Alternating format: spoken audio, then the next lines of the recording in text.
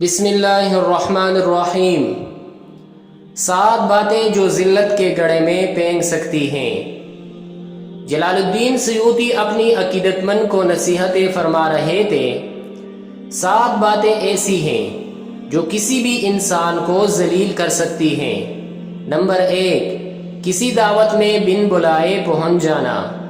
Number 2، کسی مجلس میں اپنے مرتبے اور حیثیت سے بالاتر جگہ پر بیٹھنا۔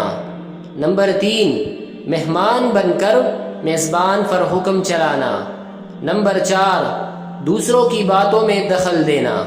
نمبر 5، ان لوگوں سے خطاب کرنا جو سننے کے لیے تیار نہ ہو۔ نمبر 6، بدچلن سے دوستی کرنا۔ نمبر 7، سنگ دل اور حریص دولت مند سے مدد کا طلب ہونا۔